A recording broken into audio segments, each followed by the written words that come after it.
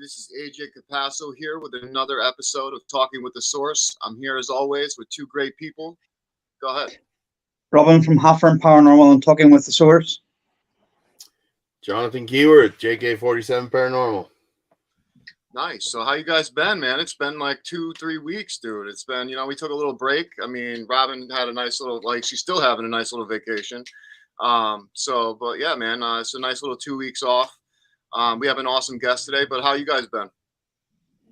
Yeah, all right. Good, man. Spending time with the family. I feel you. I'm good. Good. I feel you, man. Hey, if anyone hasn't checked out John's podcast, check it out. Targeting with the Source. Absolutely amazing. He does a live sessions.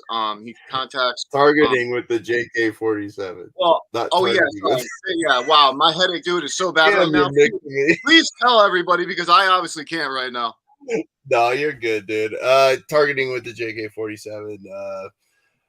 Basically, I'll do live sessions, stuff like that. Last week was pretty good. The week before that, Beer Cozy flew across. Yeah, it's pretty crazy stuff. So that's the first time I ever had anything move down here, and I've been doing it for about 1.5 years, 2 years now, down in the basement. So yeah, tell everybody what the sessions are about, though, because I find that the most fascinating. It's not just random. So tell them what it's about.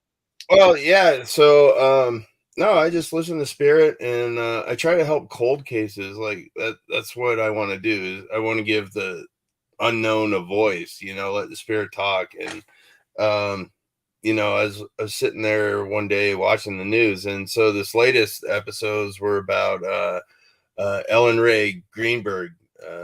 She was a first grade teacher that died in Philadelphia. 10 stab wounds to the front and 10 to the back, and bruises all along her left side. And she was declared a suicide. Wow. That's some Joe Biden shit, dude. I swear to God, man. Like, her fiance's father is way up there in NBC, and I don't think he wants his name tarnished. That's where I'm going with my communication. So I'll take it on. I don't care. Absolutely. Well, guys, check that all out. And our guest in back just said in a chat right now, she said, I know the Ellen Greenberg case. I follow true crime too. So let's bring her on right now. We've had her on before. She's an amazing medium. She's been on Paranormal Survivor and told her amazing story of what she was affected by. And I mean, it was absolutely crazy. If you guys haven't seen it yet, she will let her talk about it. But check out our other episodes. We've also had her on where we've had 3 random guests come on live and get a free reading with her, and it was absolutely tremendous. I mean, we had my friend Jen, who she has no idea who this girl is, literally bawling her eyes out about her grandmother and certain things, and really after the show. How are you? But I want to bring her forward. Her name is Lorilie Potvin, and let's bring her forward. Hi, everybody. Thanks for having me. Hey, Lorilie, how are you? I know that Ellen Greenberg case well. I'm going to give one of my favorite YouTubers. There's quite a few besides all of you, and I'm following you already, Jonathan. It's called Grizzly True Crime, and I love her. Do you know who she is, Gisela K? Jonathan? I watched a couple of her videos. Yeah. Well, she's been the reason why I like her is she focuses on the victims and their families. She's had a bunch of people involved with the Ellen Greenberg case trying to get some traction with this because it is insane. The lady got 2 stabs to the back of her head post-mortem, meaning after she was dead, and ruled it a suicide. In the neck. Mm-hmm. Yeah, that's crazy. How do you stab yourself after you're dead? Yeah, that's what I'd like to know. Mm-hmm. Well, you know what's wild though is that you said her boyfriend or whatever husband's father was NBC. Is that what you said? The head of NBC? Yeah, her fiance's father. So he's a producer at NBC. He does like on the Golf Channel and some other shit. But he was just starting out, and this was back in 2011. Okay, mm-hmm. So shit's been but just like most things in life, if you plant something, It's gonna grow. It's gonna come out. So, Well, even the and that's crime what I scene. feel. That's what I feel I'm here for. And her father is an NBC executive producer, so he has the call on and shots on a lot of things. I'm just bringing it forward, man. Well, I know she was their only daughter. She was their only Yeah. daughter. Her father was an No, orthopedic therapist. Joshua and Sandy Greenberg as their parents' names, and I could feel their pain like on the news when I saw the report, and I was like, I'm gonna help this family. I don't care if people follow me. I don't care anymore. I'm gonna do this live because I feel I owe it to my gift in sharing it with you guys, and that's why I always go live with my sessions. So there's no debunking anything. You hear what I hear, and I got some crazy shit. So Yeah, no, definitely some The good whole stuff. crime scene, the way it was handled, though, like, I mean, it's never been yeah, handled that way. ridiculous. The lawyer's been Yeah. on there. They've got an ex-cop that's a PI on this. Like, he called his uncle first when the fiance, who's a bigwig lawyer, I think, in the area, and the whole thing, it just smacks of it's. Oh, that's she's just told me. She's told me it's him. She said his name very clearly twice live. So now, see, you know, it's so crazy because it's like we're told that, you know, our life has these endpoints and that we have certain endpoints that we could reach in life, like multiple ones. And it's so crazy to think like this poor lady passed away because of someone else's hand. And I wonder, you know, obviously she's not, you know, throwing books at him as we know, or anything that we're hearing, we're making him crazy or anything, but it just makes you wonder, like, do most spirits, Lorilie, do they like accept this, or do they accept that their life was cut short and it's one of their endpoints? Like, is this something that we're told on the other side, like, oh, listen, you know, this was one of your endpoints and you happen to go down this path, unfortunately, you knew offhand before coming here, but obviously we forget when we're here because our, you know, mind's kind of erased and all that kind of stuff. But I'm just wondering, like, because there are some that want vengefulness and are angry about it, and then there's some that aren't. I mean, it is like, there's some just reactive. I mean, how does that work on the other side?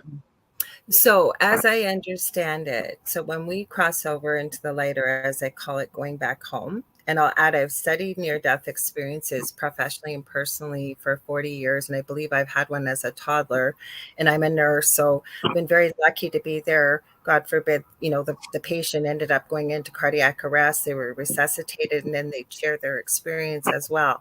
So when we cross over into the light, we still maintain some of our characteristics as a human being. We can come through, we can come visit back here, or I'm glad that she's working with you, Jonathan, and you're doing what you're doing. That doesn't leave any room for doubt when you're doing it live. But we lose that human perspective of things like justice and revenge and the way it's been described, and we don't even have a word for it, love. And it is so incredible, the love. It's almost, one of my friends described it like a love soup. Like, you start with all these ingredients, right? But once you chop them all up and puree them, could you separate them? No. That's how together we are. So she may have contracted with this fiance before she came into this lifetime and agreed that this would happen. And regardless of what happens, right? Like, say this does come to fruition how many years later, and justice, you know, is sought and paid out, there may Yeah. be something that comes because of it. It's hard to say, but I will guarantee you, and it sounds like she's crossed over, we don't have revenge, we don't have hatred, we don't have anger. We're home. We're home. no, It's I've never asked. On all the cold cases I've worked, I've never asked, you know, are you seeking revenge or anything. I just ask them the questions, and that, you know, I think they just answer because they know the answers. You know, I don't think they don't feel that, you know, I'm gonna murder this guy, you know, or whatever. That can happen. That can happen. Sorry, I have a delay, guys. I should have said that. I do. I'm getting a new computer. I ordered it yesterday. But so if I speak over you, I apologize in advance. No, but you're fine. Where we see this, okay, is people who refuse to cross over into the light for whatever reason.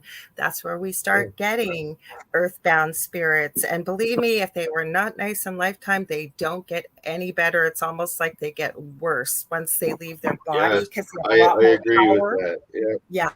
So that's where we'll see revenge and hatred and hauntings, and then even our thoughts. Everything's energy, right? So our thoughts, our words, and our emotions are all energy, and not everybody has thoughts of love and light. That's got to go somewhere, right? The law of energy can't be created, but can't be destroyed. It can only be transferred from one place to another. So that's where we get things like tulpas with collective energy, people believing it and stuff like that. So I hope I answered that. Yeah. So what about my list I have then? Because I've got a list of people I want to haunt when I go.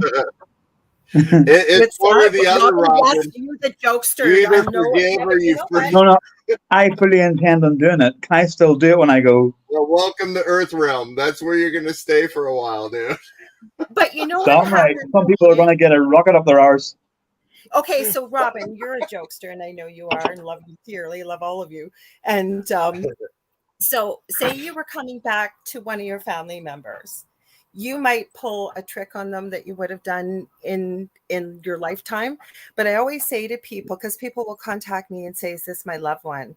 And if something is scaring you, doing really awful things to you, especially maybe they didn't mean to scare you as a loved one, but you say out loud or think it like, hey, you're scaring me, dude, stop. A loved one is going to stop. Okay. So when it's something darker and it starts to build and build, that's not a family member. I'm sorry, but it's not. Trust me, my list ain't going to be a little prank or a trick. These people are going to get some serious shit. Yeah.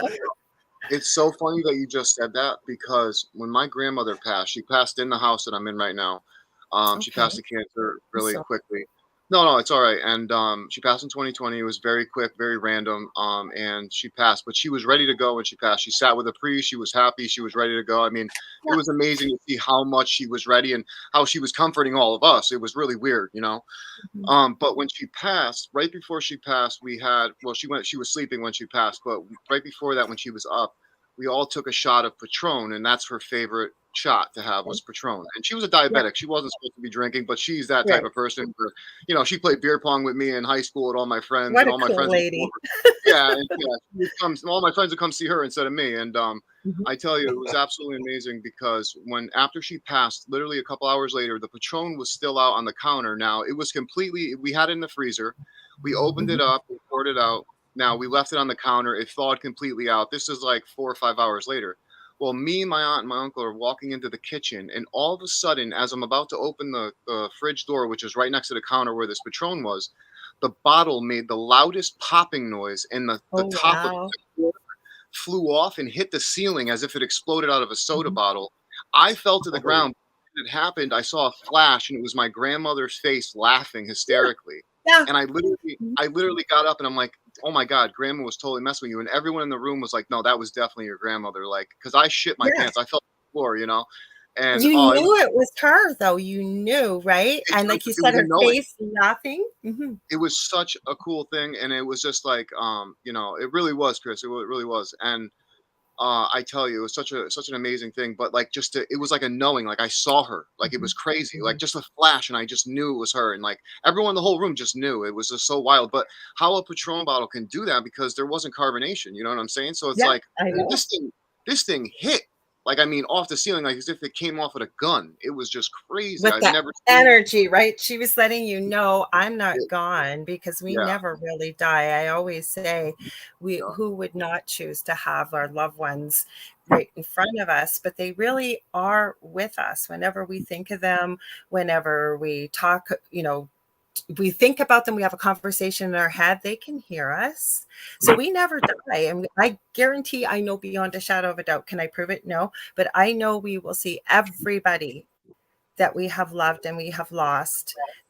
I know with working in palliative care, many loved ones will see loved ones that have gone before them, and you know, coming there to meet them, help them pass over. The funny thing that I was thinking about yesterday, I was just watching the movie Gladiator yesterday. It wasn't 300, AJ. It was Gladiator, but yeah. But I was watching it, and he when he prayed, he gave thanks to his ancestors.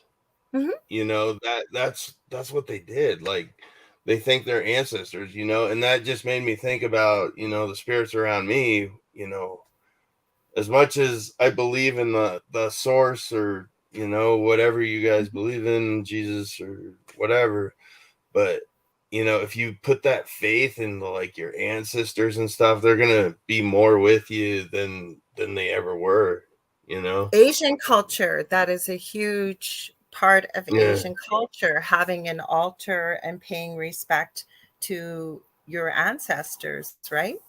Mm-hmm. That's Yeah, where we with come from. yeah, with the incense, and they put it in front of the yeah. Mm-hmm. Yeah, I don't know. Personally, for me, like on the whole ancestor thing, like I have a hard time with that, and I think the reason why is like I don't know them. You know what I mean? I can't envision them. You know, But so they I know can't you. really. I don't. No, I They know know they know you. me.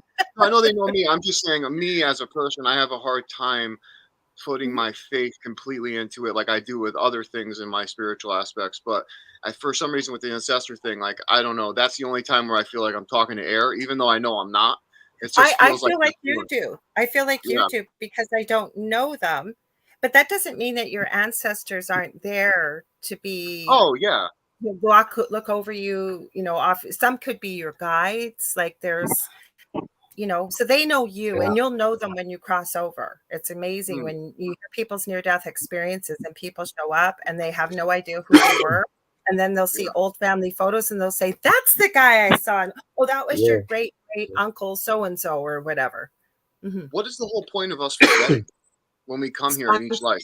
What is the whole I'm point sorry. of what is the whole point of us forgetting about our past lives and all that stuff? What has spirit told you about that? What I believe, and all of us have lived thousands and thousands and thousands of lives. Sometimes Yep. new souls come in. I say they're a little bit easier usually to sometimes pick out because Mm. they kind of come here. We've all met people kind of don't have a clue, and I'm not being disrespectful, but things that most of us may just know, excuse me, inherently or things like that, right? They've got a different energy, but we've lived different lives. But I can tell you what spirit has shown me.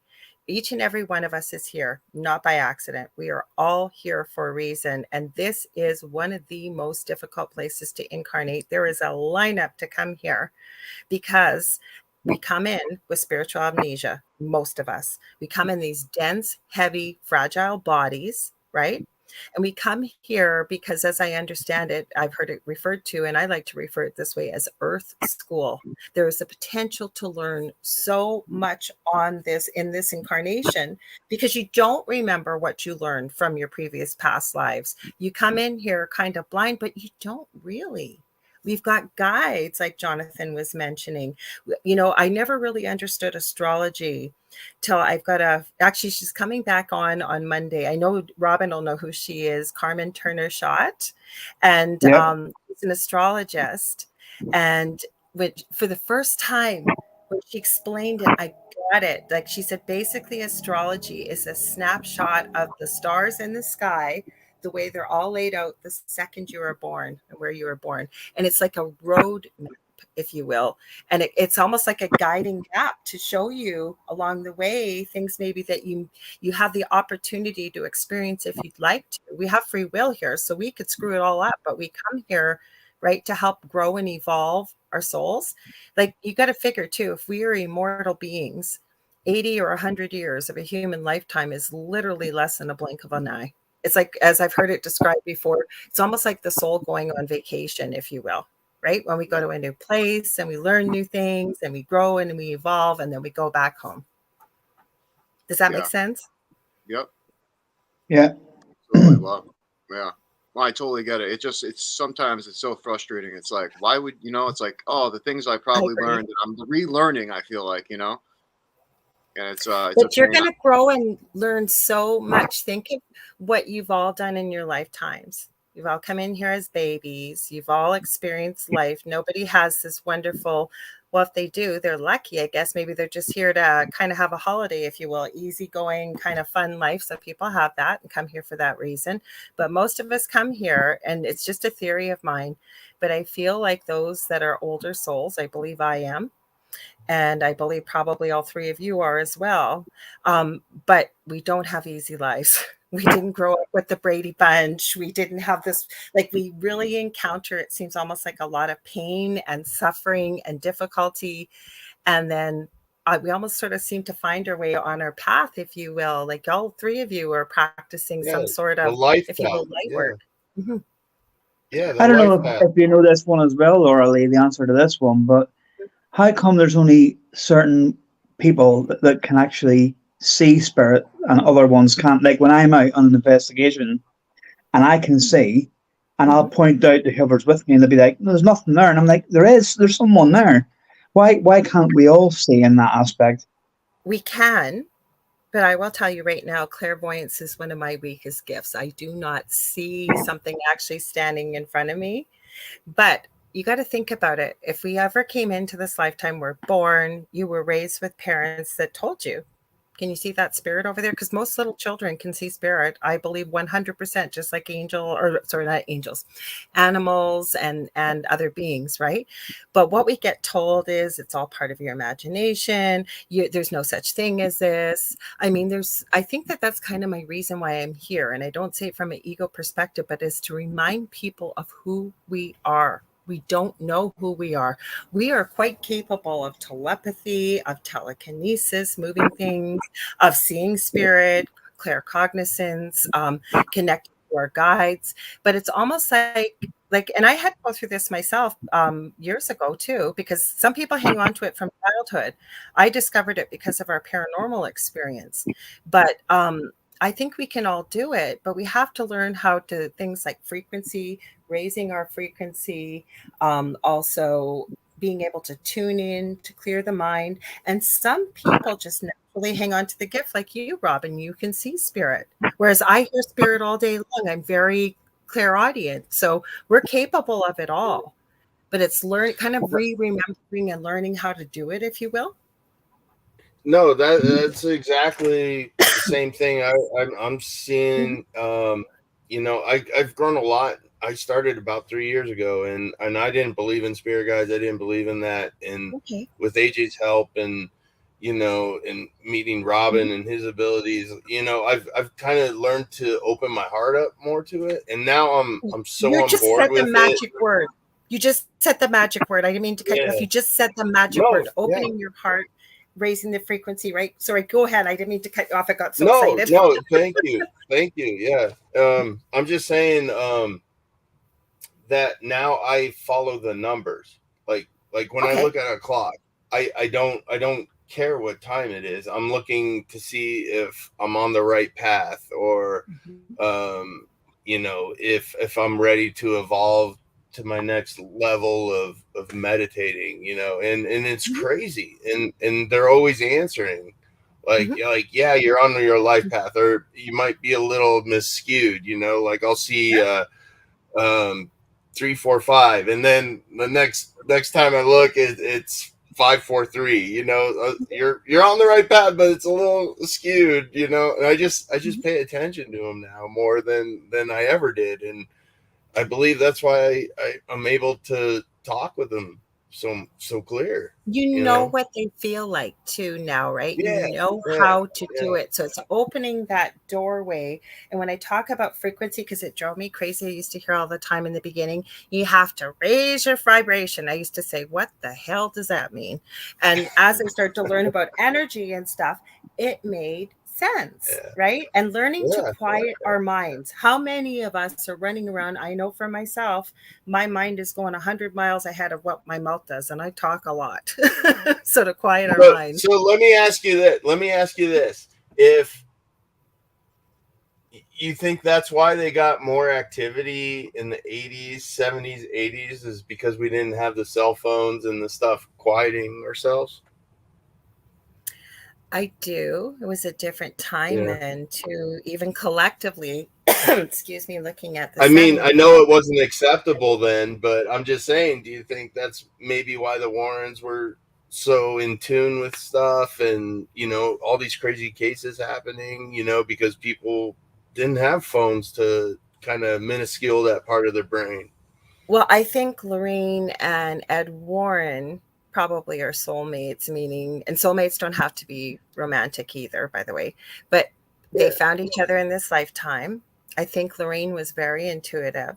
that she knew she could hear her guides and connect to angels and higher vibrational beings. And they chose as a couple to utilize their lifetime to work on something that was not acceptable. We all know what they went through in the beginning, coming out with the things that they did. But if you think about it collectively too, even around the globe, the 70s was a different time depending on where you lived, right? It was just coming out of the 60s with free love, with drugs were a lot more freely open and experimentation. Then you get into the 80s, and especially I can only speak from a perspective over here in North America. Maybe Robin can chime in if he's heard anything historically, but it's a different economic climate, right? We were really financially boosted. Like it was a time of being able to sort of buy whatever you wanted. It was a completely different time. Plus there were no cell phones, because cell phones can definitely interfere with energy. Absolutely. Yeah. That's my thoughts. Oh, hey, no, I like that. That's awesome. That is awesome. Now, one question that I know a lot of people have in this world, especially ones that aren't believers, because I've been there, is why does it always feel, and you may not, these are big questions, so I don't know if you'll have the answers, but I've just and I'll tell you if I can't. Yeah, right, yeah. So don't get overwhelmed. But so this question is, why does it always feel like the good die young? Why does it always feel that the people that shouldn't die are dying, and the ones that seem like they're the biggest, excuse my language, but assholes are the ones that are being around for 100 years? It feels like. Why is that? Okay, it's just a thought. What I think I'm hearing from spirit, you just kind of said it, because I've said it myself, right? There's the saying, "Oh, only the good die young." So say you get somebody that comes in here that is kind of, if you will, spiritually evolved, even if they're not following a spirituality path, doesn't matter, but they're good to other people. They think of other people. They're loving, they're kind. They're not it's not service to self, it's service to others. Maybe they didn't come here for a long time. Maybe that wasn't planned in this incarnation, because there wasn't a lot to grow and evolve in this lifetime. Do you see what I'm saying? Whereas you've got somebody that's an asshole, as you said, and believe me, I've met them too. Lots of them. We run into them, right? And they seem to last forever. Maybe it's because they got a lot of lessons to learn while they're here or whatever. Maybe they haven't achieved it. Maybe they knew coming into this incarnation it was going to take them a long time, if ever. So they gave themselves more time. Maybe they had more karma to clear from previous lifetimes as well. I don't know, but that would be my thoughts and what I'm hearing from spirit. I'll be the asshole then. You're not an asshole. I will be, trust me. I've gotten that exact answer. So it's so crazy you just said. That's exactly to the T what I got. Like I got that answer multiple times. And no, not in me, like just in me, but I've gotten it through the box and stuff like that. So it's like, which is what, was you're an asshole or well, that and hey, I've been called that. I've been called a dick. I've been called everything. Yeah, he was definitely an asshole for sure. Definitely. But I'm like, give me a new name. I've had all them. Yeah. No. I'm almost a full asshole. Almost. But yeah, no, what I was gonna say is that I've gotten through the box where like they've said, lessons that, certain people have more lessons they need to learn, or they've given themselves time, or certain things like that, or it's like the source or God or whatever gives them more time to learn from these mistakes that they keep making. And it's like, it makes a lot of sense. And then, it seems so unfair to us, but it's because we obviously can't see the bigger picture. And a lot of us don't know that, we kind of chose what's going on right now. We kind of set this up for ourselves in a pre-agreement, you know what I mean? Things that we wanted to learn but that we look at suffering as of right now because we're here in the physical, and that's what we have been told and environmentally around us all the time. But if we were told growing up that the reason why suffering happens is because it's a lesson that we need to learn that we've agreed to, I think that everyone's outlook would be a lot different. You know what I mean? But we're growing up in environments that tell us like, this is just suffering. This sucks. And, it feels like it, obviously. I mean, it's terrible. It sucks. But it's like, what if this is that cocooning phase? Like, what if our lives is just that cocooning phase? Like we've talked about. What, they were not really here?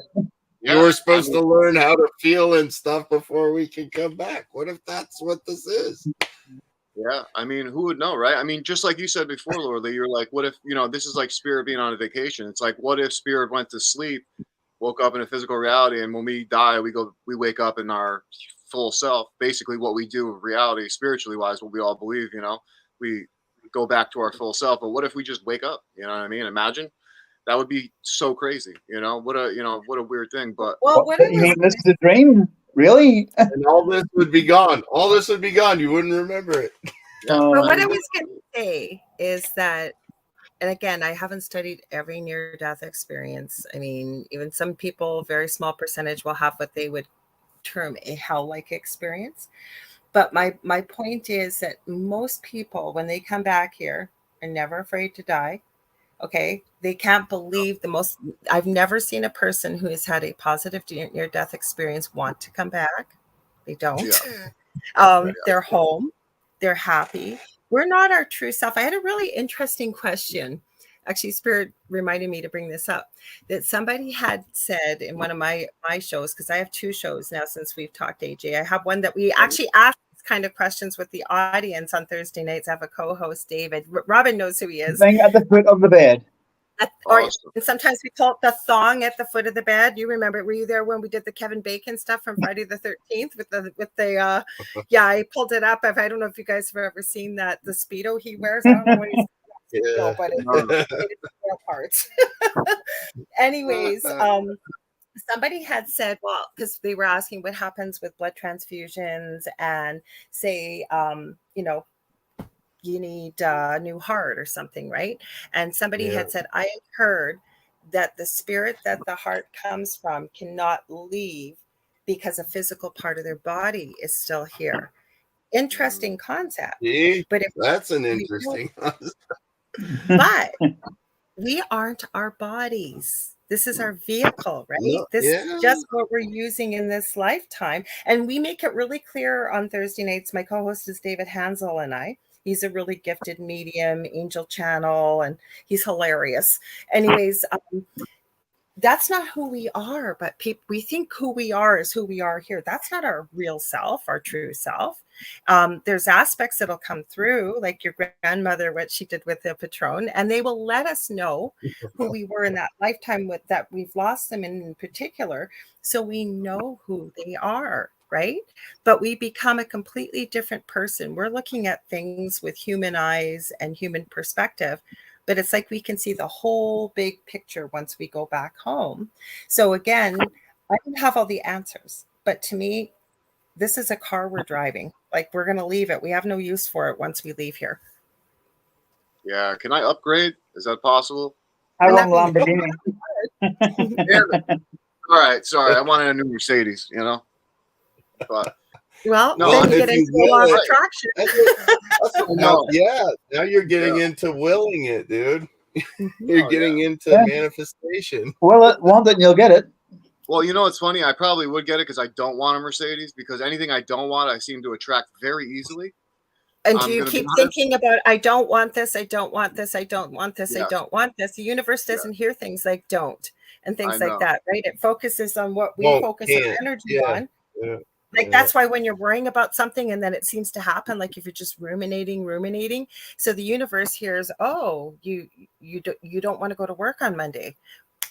No problem. Guess what? You're really sick. Like, the universe will answer. No, he once said he didn't want an Irish friend, and look what happened. You're totally right.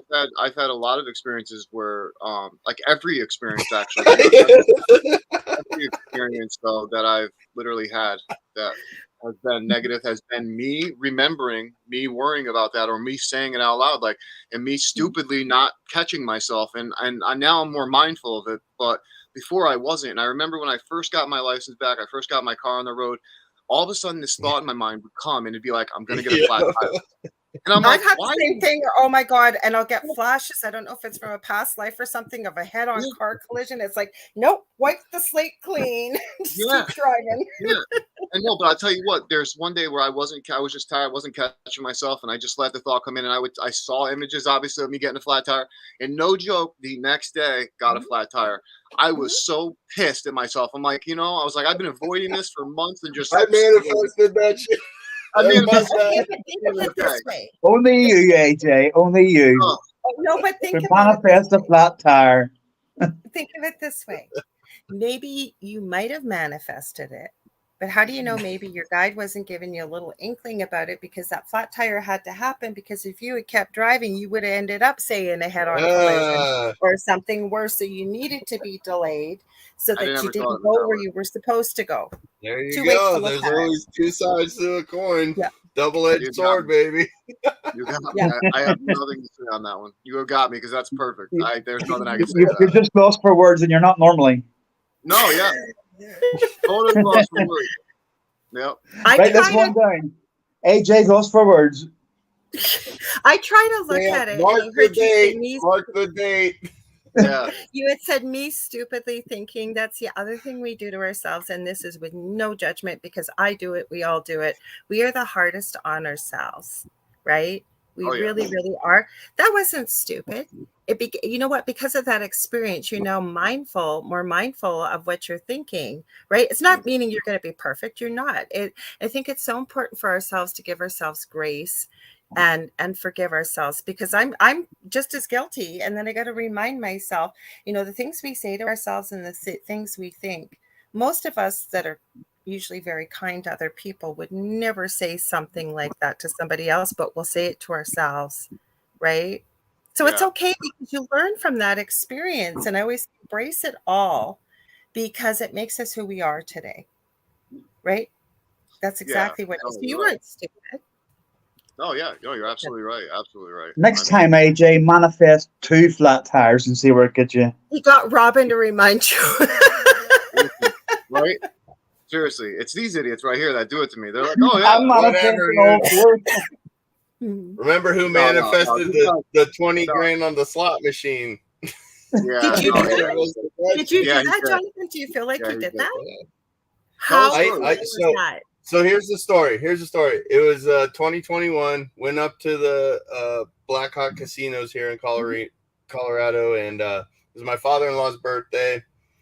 I was going up to this machine. My wife went to the bathroom, and I sat there before I put my money in, and I said, "In the name of Jesus, I will hit the jackpot grand." Okay. And I put my money in, and it went all the way down to the last spin, and I hit it. I hit the grand on an 80 cents. Oh my 80 gosh, cents. how awesome. 80 cents. 120 grand, yeah.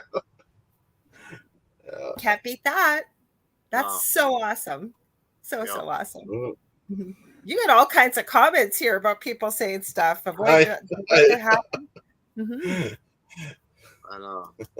I think it's Chris Binder said avoid the wreck that happened because you were. Yeah, he got in let's see it. Yeah. He said avoided a wreck that happened because you were pulled over with the flat. Yeah.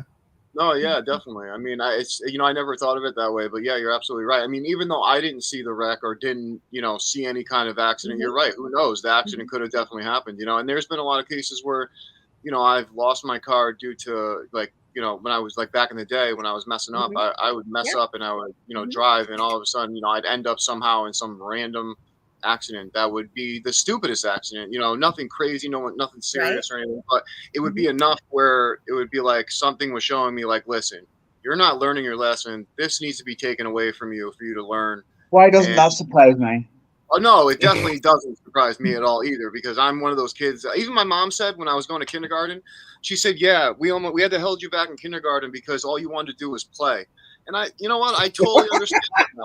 And what is wrong with that? That's where I'm talking about when you asked about people saying, why, Robin, you did about why can't we see spirit and stuff? Because play is a child's work, right? And what do you do? Like you said, you had to be held back a year because all you wanted to do is what naturally. You didn't want to grow up. I didn't want to grow up. Only you. I still don't want to grow Peter Pan, bitch. He still goes to kindergarten 3 days a week. Oh, you guys. You're an asshole. I call playing kids a child's work. I really do. I do. And don't get me wrong, I'm not perfect or anything like this, but the things I'm sharing with you, and I'm always very honest, I do try to walk the walk of the talk that I do, but I'm not perfect at it either. But I've sort of tried to train myself. Like I said, when we run into these crappy things in life that we do, you don't always see the reason for them. Maybe we lost a job or a house or something, and it seems like the most devastating thing in the world, and it is at that moment. But even as time passes and you look back at it, if you're willing to, you can usually see why something happened, why it either needed to be moved out of the way, or like you said with the accident you had, AJ, it wasn't a big accident, but thank God it wasn't. But there's always usually a reason why something's moved out of your way. I always like to think it makes room for something bigger and better, depending on how we look at it. Well, and I think if you keep asking, why am I here? What's my purpose? I think the more and more you ask yourself and you let it out there into the universe, it's going to show you. It's going to say, hey, take this path. It's going to make Never know. You might get another year in kindergarten yet. Okay, but you asked what you're here to learn patience. I hate to tell most people, but yes.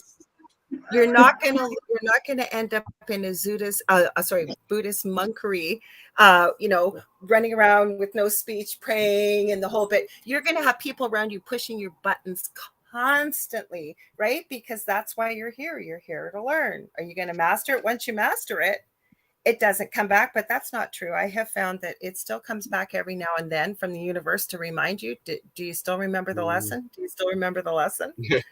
Right. Yeah. Oh, you ain't lying there. Little subtle hints. Yeah. Remember that? Yeah, I agree. Patience, I feel, is something like it's a lesson that we learn throughout our entire lives. I feel like, you know what I mean? It's not like something we ever master. I really, truly believe that. Like, I feel like there is maybe a couple people in this world that have mastered it and are truly, at this point where nothing bothers them and whatever. And I don't know who, maybe a monk, like you just said. I have no idea. I couldn't be that way. But, all the people that I've met, I don't know anybody like that. What was that? You might be surprised because I don't think it was one of my lessons. I was usually pretty patient. And then I had a son with severe autism. You want to learn about having patience. To give you an idea about the monks, the greatest saying I heard, I posted it on my Facebook, is if the cup is full, you have to empty it. You have to relearn everything. You still have to keep refilling it, right? When you're giving to others all the time. Yeah, if you feel it's full, empty it. Learn it again. Just keep learning. And you'll That's eventually get it. We use though too, right? As a light worker, and most of us, a lot of us are not just light workers, but are very good at giving. Like you'll hear somebody say, "Oh, that guy he'd give you the shirt off his back," right? Amazing people. But the other thing is, I think that part of being a human being on this planet is living in balance, right? We need to be grounded, but also connected to source or whatever your belief system is, the universe, whatever it is, right? So we're very good at giving. I'm one of these people. And it was a big aha moment for me a few years back to realize, but I was not very good at receiving. And what I mean by that is you get a friend calling you up and saying, "Hey, I was thinking about you. I want to take you out for lunch, my treat." And what would I say? "Oh, that's okay. I'd love to go out for lunch, but no, you don't have to pay. No. And I realized that was a gift, right? And it was a heartfelt. There was nothing, no strings attached. And so I started learning that it's okay to say yes too, right? And it keeps everything sort of in balance, if you will. Yeah. I don't know if that makes sense or not, but to me it did. 100%. I mean, the yin and the yang of life, for sure. Perfect. Yeah. Yeah. Then you get the scary, spooky stuff thrown in that we're all into. Or the kindergarten to first grade. True. It's funny what we were talking about earlier, like a little bit ago when you said we were talking about children and children's faith, certain thing like that. And it's funny because in the Bible, Jesus said that we should have faith like a child. We should have childlike faith. And I read that a long time ago when I was really, really into Christianity, really hardcore going to church and everything. And it made me think to myself, like, you know what?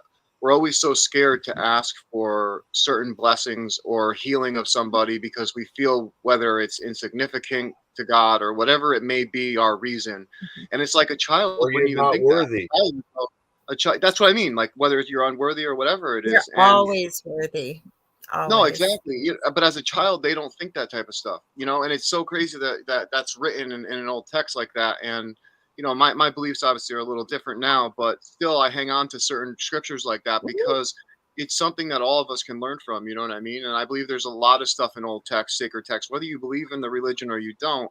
Like even in Islam, something that's been really touching my heart lately. Like Islam has really been, you know, for some reason touching my heart again, and I've been reading the Quran and all this stuff. And I tell you, the teachings in there are absolutely amazing. And There's it's so so much crazy. wisdom in there. Yep. It Hmm. really is. And, you know, it's so crazy to see how much wisdom you will find if you just have an open mind. You don't have to be dedicated to one, but have an open mind and learn, take what you can learn and shake the rest. And, you know, like a child, it would be like, child wouldn't sit there and go, well, I just don't like that. I'm not going to do this. You know, I like that, but I like that, but I don't like that. You know what I'm saying? And it's like having that faith like a child, I think is really big when you're in a spiritual aspect for yourself and, you know, having that childlike faith where law of attraction, believing in, you know, things that obviously can be attracted to us, positive or negative. I mean, that's just like having childlike faith because us as adults are always told, oh, that's garbage or that's, you know, that's magic, that's stupid, you know, but in reality, it's like, no, it's not. It's true. Like, we are powerful beings and we don't know it. We're not told it. We don't, you know, for some reason we Hmm. just don't believe it. And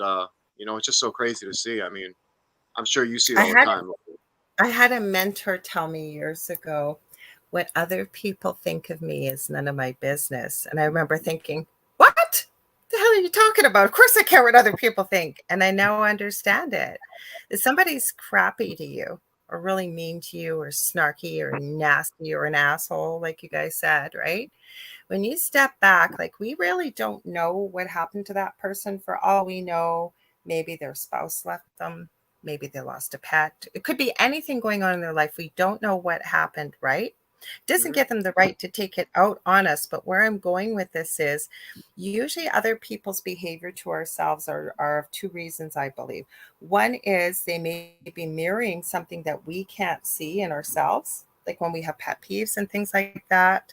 There's always usually something in there to unpack. I always say it's so much easier to look from the outside in, say we've got a friend going through something or whatever, and it's like, why can't they see this? Or the other thing that's even more important, I think, is it usually says more about that person and what they're experiencing. It had really nothing to do with you, but we take it so personally, right? We could get 1,000 wonderful comments, and I've done it too. Don't get me wrong; it still hurts. And you get one really evil, nasty, cut you to the heart comment, and what do? We focus on the negative, right? Instead of the 100 or 1,000 beautiful comments that people, you hear what I'm saying? But it's really about that person. It's not about you. It took a long time for me to figure that one out. I don't know if it Yeah, resonates or not, but it no, certainly I do helps it all the for time. me anyways. I do it constantly. I literally will go out of my way. If like say if I go into a room or somewhere, I'm with a bunch of people and there's someone that I don't know, and say if that person just for some reason I just don't like that person. I don't know what it is, Mhm. whatever. I immediately think And to that myself, happens. Mhm. no, and I immediately think to myself, you know what? Yes, it could be the energy of that person, whatever. But if I don't give them the chance to tell, like, make them see what they are, then I can't judge that book by its cover. So what I do is I literally will be attracted to that person because I know that that insecurity is probably my own. It's not me being mad at this person just because of the way they look or whatever. There's something energetically about this person that is eating me, myself, and that's why I'm not, you know, not. I don't want Sometimes to be we around just this don't person like or whatever. people. No, that's Sometimes we just don't. no, that's what I mean. No, I'm saying there is times like that too, but I'm saying a lot of the times for me, I'll find myself after So the you fact of figure really that out. thinking about it, going, "Wow, you know what?" After talking with them, like, "Wow, this is what it was that was resonating with me. That's bothering me. It's not nothing about Mhm. them, you know." And it's like something very important. I think a lot of us should do. But Chris Binder said real quick. He said, "Is that why children can see spirit better? Because they have like that childlike faith?" Can you answer that for us, Larry? Yeah. I think it's the same reason why animals can see spirit. When I'm working with people with, say, paranormal investigations or you're trying to help people, first thing I'll ask them, I have a whole questionnaire, but one of them is, do you have small children or animals? And I think what it is they live in the now. And that word I just said, now, is already in the past. right? They just live in the now. They naturally have a higher vibration because they're not weighed down with bills to pay and jobs to go to and all this other stuff that we as adults, especially, or as we get older, right? They play. They have a natural childlike, as we say, curiosity and wonder about the world. Many of the things all three of you guys have already said, like they're open to learning, they're open to asking questions. They don't worry about what someone's going to say to them, or like a little 3-year-old that's laughing and maybe making we'd say a fool out of themselves or whatever. They're not just living. They're just living in the now. They're just living in joy, and they're not worried that uncle or aunt so-and-so is going to say, oh, that child's crazy or whatever. No, they don't hear that. They don't care about it. You know what I mean? They're unencumbered with all this extra energy that we have to, right? The world we live in, and we're adults and we got people that depend on us. I get that. But children don't have all that. Neither do animals. They just live in the now. No, I heard the scientists talking about dogs the other day is that it's genetically encoded that they know their mortality is not as long as ours. So every day that they live is a week of our lives. So think about that. Every day for a dog is a week of our lives, and they know that they should just be happy, and it's such a tremendous thing. You think about, if you just go to the mailbox, you come home and your dogs are like, oh, you're finally home. But you think about it, that you've been gone for 3 days to them. Your unconditional love. There's your epitome. Yeah. Unconditional love. Animals and kids. But yeah, I was about to say, not only kids though, like what I wanted to say to that, what he was just saying was, you know what? I mean, this too, Lorilie, having a child that has a disability. Anyone that I've ever met with a disability, whether it be autism, Down syndrome, all this stuff, they're always happy. I mean, don't get me wrong, they have their moments, obviously, but I used to have a person I used to work with in Stop and Shop, a bunch of disabled people that were there that were absolutely amazing. I mean, they'd be out in the snow, the rain, the crappiest weather, and they would be smiling, singing, pushing carts to people, and I'm over here bitching and complaining because I couldn't get a girl at school today. You know what I'm saying? And it's like, it makes me wonder, like, why am I, so worried about all this stuff? And I'm not thankful enough for my blessing to see that if these people that have a disability that aren't living what I would say a full life to their fullest like they want to, are super happy more than me, and I gotten the gift of not having any ailments or having any health things, thank the Lord. But it just makes me wonder, just like how dogs have that thing where, you could beat this dog for 20 years straight. Yes, he'll turn a little angry, but if you all of a sudden start to treat him with some love, he'll come right back to who he was, it seems, on all these videos that I watch. And it just blows my mind. And it's like, how do we know this love? And it's something eternal, I think, something I feel eternally. And I mean, is that something I'm right about? Is that something that's just in us? I think that we're born. I don't think we're ever born with hate. Hate is a learned emotion. I think that when we come from love, and then we return to love when we leave here, that's truly who we are at a soul level. So it is naturally ingrained. And then you can get into really crazy talk about genetic studies and what have you, that they're looking for the God particle and part of the DNA, and they think they may have identified it, what is classified by scientists as junk DNA, believe it or not. They think they may have found where that is.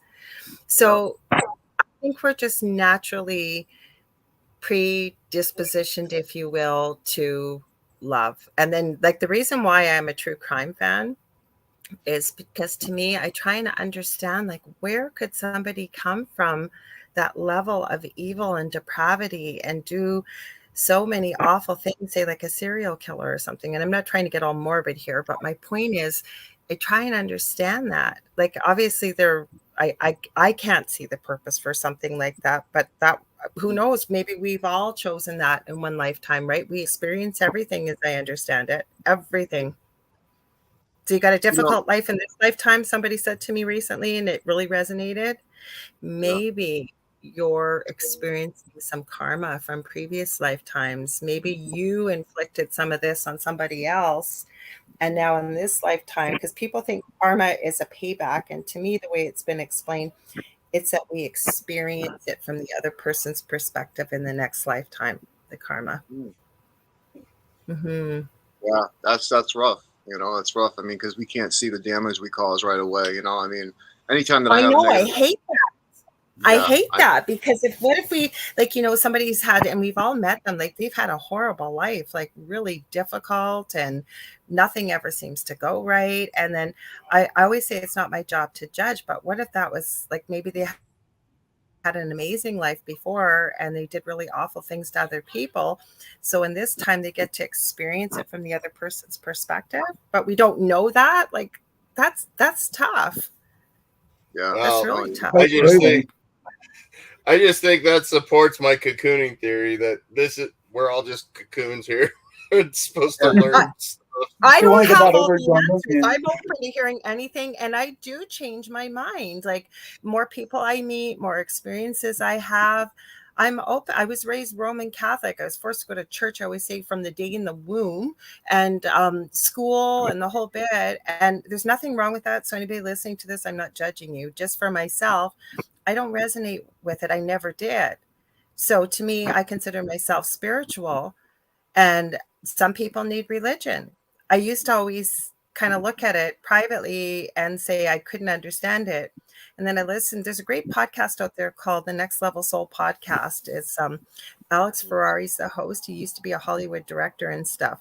I've seen him. He's got, have you guys seen it, heard it? I've seen Next Level. Yeah, it's a great podcast. And somebody was telling the analogy, it's too long to get into right here now, but it was talking about if you were going to visit God, basically, if you consider God, if you believe in God or whatever your higher power is, that you were going back to visit them, you've been away for a long time. Do you think God would care what car you showed up in? And he made the analogy as a parent, maybe who hadn't seen their children in a long time. Are you going to notice what the car is? And the whole point of it was, and it really made me open my eyes, is that if it's God, it's the universe, it's Buddha, whoever you believe it is, right? Any vehicle that gets you back and closer to love and to source, to God, whatever it is, doesn't really matter. And I went, yeah, you're right. So maybe some people need religion. Some people need whatever it is, right? We're all different. It all has different names, but it all goes to the same place. Mm-hmm. You know? Mm-hmm. Yeah. Yeah. You know, one thing when we were talking earlier about being like, you know, having a pre-planned life, like when we sit down in the beginning before we come here and incarnate, and you know, how we learn, you know, how hate is a learned feeling and all that stuff. And one story that always comes to mind when I hear about how we plan life and everything is already planned, and you know, we just don't see that bigger picture. That. I don't believe that either. I don't believe that either. But you know what? You know what's really crazy about it is that there was a priest in Germany a long time ago, and he was walking by this pond, and he happened to see a child drowning in the pond. Well, he ran out. He ended up saving this child. Well, this child grew up to become Hitler. Okay, this child grew up to become Hitler. Now, the thing is, would that priest have saved that child if he saw the bigger picture of what this child would have became? Or would he have allowed that child to die? What would you guys do? If I saw the bigger picture, you saw the you bigger live picture. in the now. Would you? I think that's what we're supposed to do: is live in the now. You can't control what the future is going to be. I think it's a good question. Yeah, because no, I gotta honestly, be honest, I would be torn. And I wouldn't have that long to make that decision. Probably I would have just jumped in being a nurse, and I've been a lifeguard before and saved them. You did. And went, why did I do that? Or I'm going to be gross here. I'm in Canada, and I have to be careful what I say, but our fearless leader, okay, there's been many a meme where his mother, because his father used to be in power, okay, Mr. Trudeau, we'll call him. And there's many a meme out there, and I'm not trying to be gross, but it's kind of true, kind of same analogy. Maybe his mom should have swallowed. I'm sorry, but it's true. Right? Yes, I have a sense of humor. I do. Wow. Don't feel bad. Don't feel bad. Same with Hitler. Okay. Do we save him if we know? Maybe that's why we come in with no prior memory, right? Like, because I don't know that I would have done, because that I wouldn't have had time to ruminate the facts of how many different lives would be changed with the butterfly effect if we didn't save Hitler. Would there have been a different Hitler? Could there have been, you know what I mean? Hey, so that's a really good question you asked. So, I'm just saying, so everything I learned from Spirit is you have to live in the now. You can't control what somebody else is going to be, or you can't change destiny, you know, that's their life path. Just live in the now, do what you're supposed to do. You're supposed to learn, even if it's Hitler, you're supposed to learn something by a kid drowning in a lake. Oh shit. Okay, but what about Watkins? You've got to learn to swallow. What'd you say? Watkins. Watkins. Like, I often wonder when you've had, say, a near-death experience and you have something that's pretty rare but called a walk-in. I heard something recently and it resonated. For those that may have not heard what a walk-in is, somebody has a near-death experience, and when they survive it, they come back. They have no memory of their previous life before. They have no. They're like a stranger. They've just come into this lifetime. But something that resonated. We'll see what you guys think is, what if that particular life that had the near-death experience was here solely for the purpose to be able to help other people achieve their lessons and their goals and whatever it may be. It's a perfectly healthy body and you are needed to be here. Maybe that soul has said, you know what, I just can't do this anymore. I need to check out from their higher self. So a walk-in comes in to take that place so you don't change other people's lives if they were removed from the earth. That's pretty wild. I never thought that. Or here's the question, AJ. After the father saved the kid in the pool, what did he do in his life to make sure he groomed that life?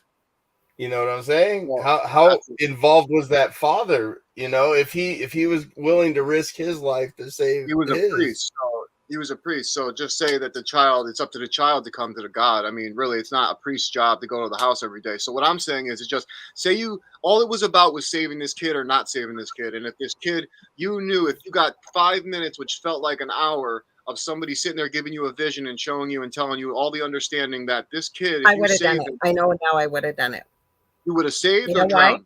It's not my job to play God. It's not my job to judge. And as I'm listening to spirit, how do you know that spirit still wouldn't have just come through in a different child being born, maybe a few years later? Right. Maybe it was preordained. It was one of those things that had to happen. And I say that with no disrespect to anybody that's gone through the Holocaust.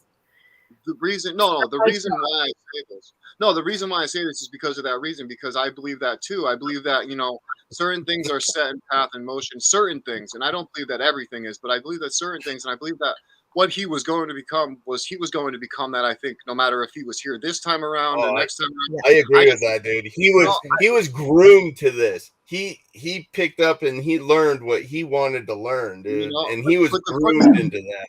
But they've never been able to recreate him, though, right? The boys of Berlin, they tried. Yeah. Never been able to recreate him. Thank God. Nope.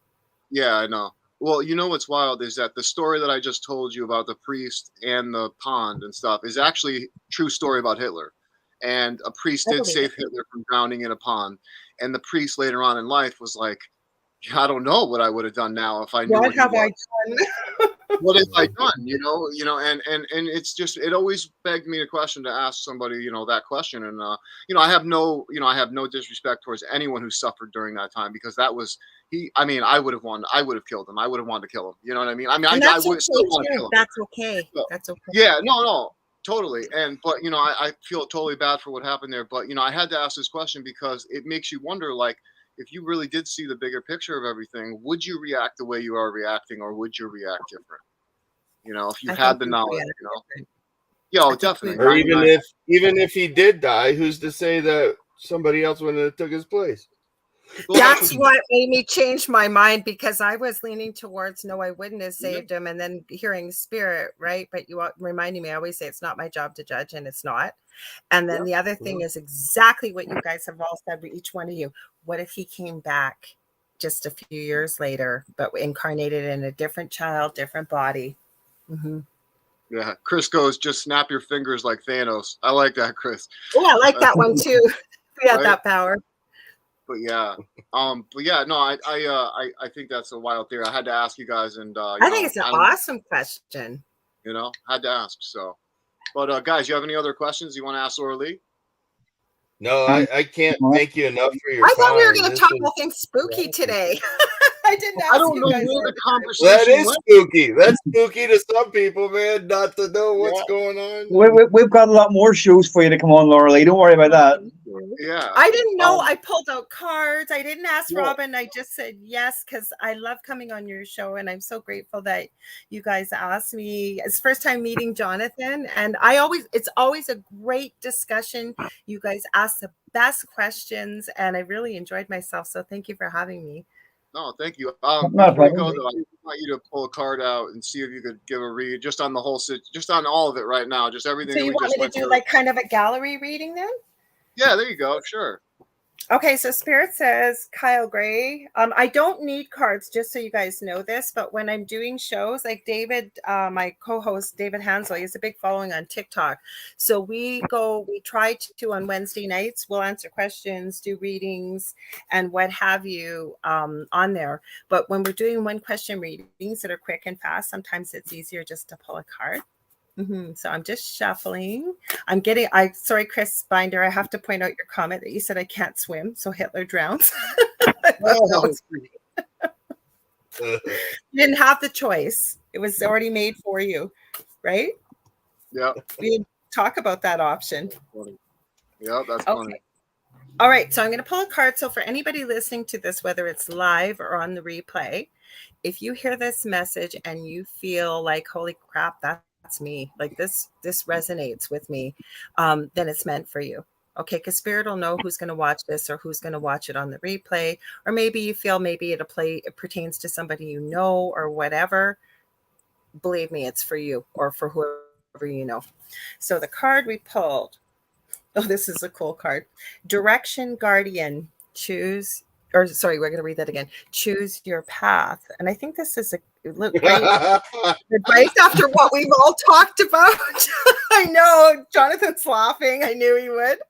Because, right? What did we talk about today? I love Spirit. They do it all the time. I'm getting goosebumps. That's my sign for truth. So if you've been listening to the show, and maybe you're listening, you're not seeing it. The card has like a male guardian angel. I'll turn it around in the middle. It has a 1, 2, 3, 4, 5, 6, 7, 8-pointed star in the middle. It's got a beautiful, I'll say, steer with horns. It's got an eagle and it's got a lion. And it's a really beautiful card, a lot of green and gold. So this fits very well, thank you, Spirit, with the show that we've had today and what we've talked about. But what I'm getting from Spirit, what were you going to say, Jonathan? No, I was just thinking Spirit. I'm like, oh, good. Okay. That wasn't even my voice. What I'm getting from Spirit is, because I think that we touched on something important that we didn't get a chance really to talk about. And that is, why am I here? What is my life purpose? And what I'm hearing from Spirit for you is, if you're really stuck and you're not sure, if you're able to take a couple deep breaths, being even out in nature is even better if you can be there. But to ask yourself, what do I love to do? What brings passion, brings my passion? What makes me happy? Every time I'm doing this, I feel like I'm not doing work. Okay, that's one thing. If you're still stuck and you're not sure, what did you always say you wanted to be when you were little and you wanted to grow and you were growing up? Or that you loved to do as a child that you no longer do? Now, even if that's not something that's going to lead into a career path, it's going to put you in something we were talking about earlier, the vibration, the happiness, the joy. Okay. So you can look at these things and they may just be stepping stones for you. But there's an old saying of choose a career path that every day you go to work, it doesn't feel like work. It feels like you're going to play. You look forward to it. You go forward, you move forward, and you can't wait to go to work. I'm also hearing that there are a lot of people out here who will be here, hearing this, watching this. You have a book in you. Maybe you've got a podcast that you want to do, but you feel like, who's going to listen to me? Who's going to hear me? Who's going to see me? Guess what? If you're feeling that calling, you have got something to say to the world, that there will be people out there that will definitely resonate with what you're saying and what you're hearing. And I send you all so much love and light. Thank you for letting me do that. Speak with the heart and mind. Speak with heart and mind.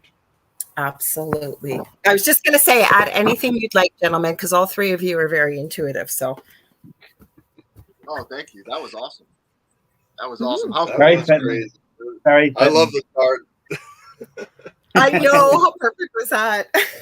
John, you weren't with us. You weren't with us, John, when we picked 3 random guests to come on the show, man. And one of them was my friend Jen from like elementary school, and I literally, remember with the cookies, with your yep, the grandma with the cookies. And cookies. it was, she literally was in the car, in her car outside her house by herself, and she was like, she was trying not so hard not to bawl her eyes out. I mean, she had such a good reading; it was amazing. And Well, Lorilie thank didn't you. know her, didn't even know she was coming on. I didn't even know she was gonna watch, and it was just so crazy what happened. And all 3 people got I something, but it was wasn't doing mediumship readings, remember? Because, you okay, so weren't. David, I feel better. We don't do mediumship readings on air. We always say we don't, but if somebody's loved one comes through or whatever, we're not going to say, sorry, get lost. We're not going to talk to you. Yeah, But we don't. put them on mute.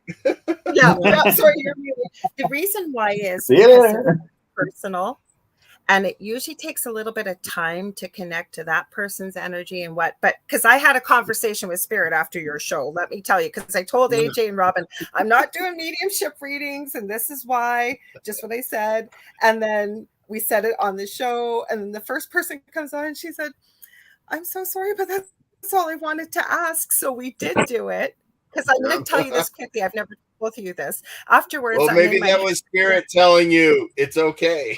That's exactly what I said to Spirit. What the hell was that all about? They said, "Oh, it's fine. You can do it live." Yeah, that's exactly what they said. And I said, so you're telling me I'm standing in my own way? There you go. So thank you for that opportunity. Yeah, awesome. That's, hey, you know, whatever we could do to help. I mean, you were helping us more than we were helping you, but hey, it looked like it both worked in both ways. So I know, but before I had this thing, and I told you guys this, I used to think I needed a picture of the person where I could see their eyes and their face. So it was a lesson for me, and I've never had the opportunity to tell you guys this, that I don't need all that rigmarole. It was me thinking I did, standing in my own way. So thank you. Excuse me. Chris, I just want to say thank you so much for watching, man. Join us all the time. We normally laugh a lot more. I just have a wicked headache today. Otherwise, I'd be cracking more jokes. But I appreciate you watching so much. No, we're normally laughing at you more. Well, true. Yeah, you're right. Yeah. Okay. Yeah, you got very normal. But anyway, I wanted to say thank you, Lorilie, so much for coming on. It was an honor to have you on. We're gonna have you on again because we have so much to talk about. But before anyone goes, please check out Lorilie on Paranormal Survivor. Lorilie, tell them what episode, what season. Okay, I'm going to plug a few things here. So I'm on Paranormal Survivor, season 4, episode 9, called Demonic Hauntings. And I have all our paranormal stuff that I've released to the public pinned to my profile on Facebook at the top. So you can find it. My profile is public. Also, I would love for you to tune in. Robin's usually there. I have a live podcast on Monday nights on UFO Paranormal Radio Network. It's called The Angel Rock from 6 to 8 p.m. Eastern Standard Time. And then Thursdays, I have a new show still on UFO Paranormal Radio Network. I've mentioned him a few times, David Hansel, and we have The Thing at the Foot of the Bed from 7 to 9 p.m. And I always involve my audience, but I would love to have you at both of them. But you can ask Robin, like you guys kind of steer the show, the audience, by asking the questions and what do you want to talk about. So thank you. And if you ever want to get a hold of me, facebook.com/Angel Rock. So thank you so much for having me. Definitely. Not a problem. Thanks for coming on short notice. No problem. Thanks, Spirit, because I was supposed to be going out to camp and everything. I said if you had asked me before we went on air a half hour before, I would have to say no. No, I know. Thank you so much, Stu. Thank you. Thank you. Stu, we just want to say hello to you real quick. Thank you so much for calling in. Good evening to you. Stu from Telford Paranormal, hit me up. I'm in Lancashire, so hit me up. Yep, hit Robin up, please. We'll have you on the show. It'll be awesome. We'll show some evidence. So definitely hit Robin up. But everyone, thank you guys so much for watching. Lorilie, we will talk to you next time. We appreciate you so much, and thank you. We'll see you soon. Okay, thank you. Wow, guys, an awesome episode. Almost stuttered over my words. But yeah, dude, it never fails, man. Like every time all 3 of us are together, we have the craziest time, man. Yeah, it's pretty wild. It was pretty wild. I mean, we have such a great time though when Lorilie comes on. I mean, from the first time she was on till now, I mean, we always have a great thing. And I wasn't going to let her leave without reading one of the cards at least, you know? So, and yes, Chris, we are absolutely fucking nuts. Totally batshit crazy. But that's how we like it here, talking with the source. We appreciate you so much for watching, Chris. Stu, thank you so much. Please get a hold of Robin at Robin at Haffern Paranormal on Facebook, or whatever other way you'd like to at Haffern Paranormal. Come on the show, and let's have you on as a guest. So please reach out. But thank you guys so much for watching. Whatever other way you want to get in contact with. Yeah, I mean, dude, I tell you what, I'm just gonna end this because my head's killing me. I can't even talk. Anyway, thank you so much for tuning in for another episode of Talking with the Source. Make sure you check us out on all podcast listening platforms and social media platforms. Until next time, guys, thank you for an awesome show. Love you. See you later.